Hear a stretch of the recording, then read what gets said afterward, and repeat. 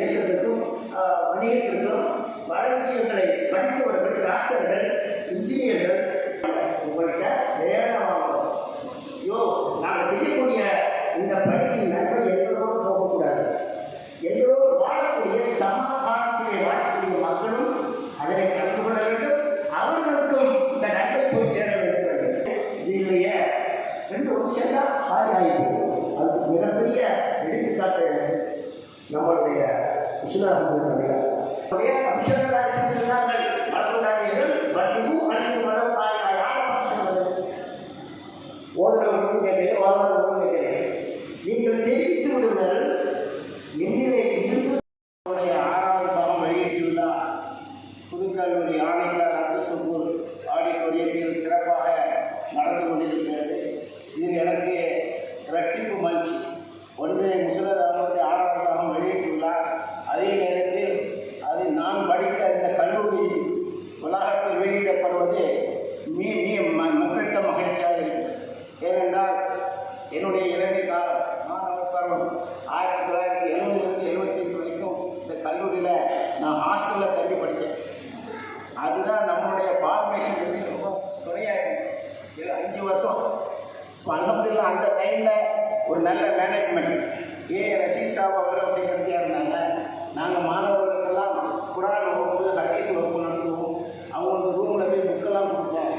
அவங்கள கூட்டிகிட்டு போய் ராயப்பட்ட ஹாஸ்பிட்டல் விசிட் என்ன அவங்களுக்கு சோஷியல் ஒர்க், நோயாளிகளை பார்த்து அவங்களுக்கு லெட்டர் எழுதி கொடுக்குறது, சாப்பிட்டு வாங்கி கொடுப்போம்.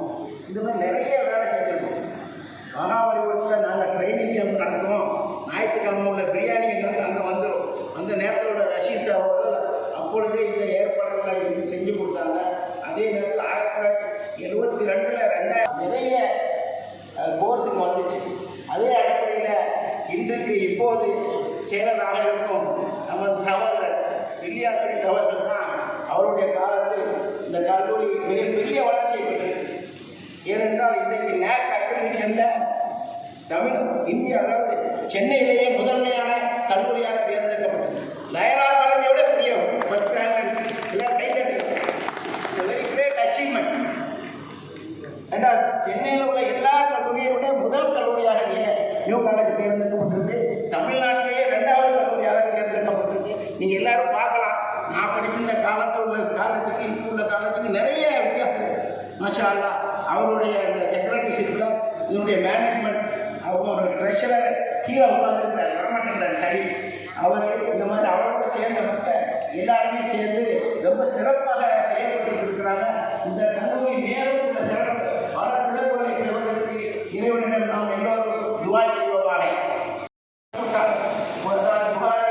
திருமதி அதற்கு இவனுக்கு அதில் இருக்கிற பெரிய ஒரு தப்சி, சிறந்த தப்சி, மக்களால் தப்சியையும் முடிச்சிட்டாங்க. அதுக்கு பிறகு அவங்களுடைய லிஸ்டில் இருந்தது வந்து முஸ்லிம் ஆபத்து நாட்டில் வழங்கக்கூடிய ஒரு திட்டம் இருந்துச்சு.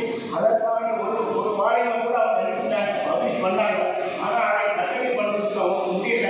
அதனால் அவங்களோட இருந்த அந்த translation team, Mohammed Khan doctor sir அவங்களுடைய தலைமையில் இருந்த டீம் எங்களை அணுகுனாங்க. இது எப்படியாவது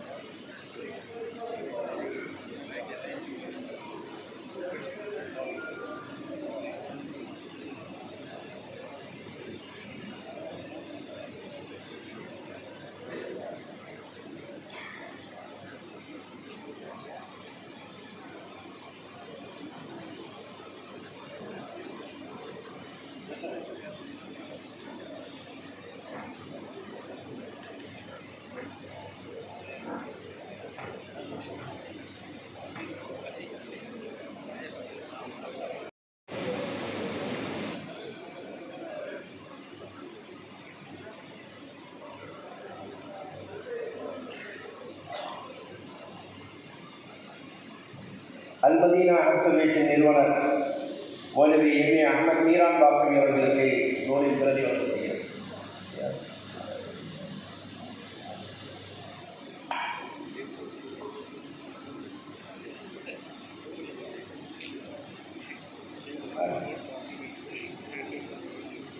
எஸ்எம்பிஎஸ் வெல்ஃபேர் ட்ரஸ்டினுடைய நிறுவனர் ஆகி பி.எஸ். சையத் அபுல் தாஹிர் அவர்களுக்கு பதிலாக அந்த நூலின் பிரதியை மௌலானா ஃபக்ருதீன் காதிர் பாக்கவி அவர்கள் பெறுவார்.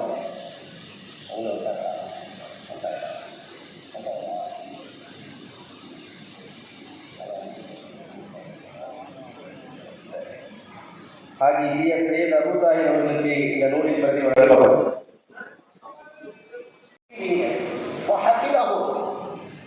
அந்த அதிசை அவர் மனநம்புகிறார்.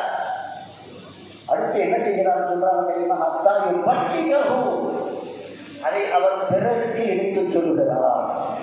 அதிசை நான் வாசிக்கிறேன், அதில் இருக்கக்கூடிய பணத்தை வளைக்கிறேன், என்னோட வச்சுக்கிறேன்.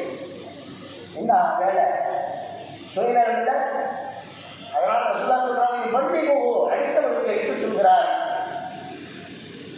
அப்படிப்பட்டவருக்கு அல்லாஹ் என்ன செய்யட்டும்?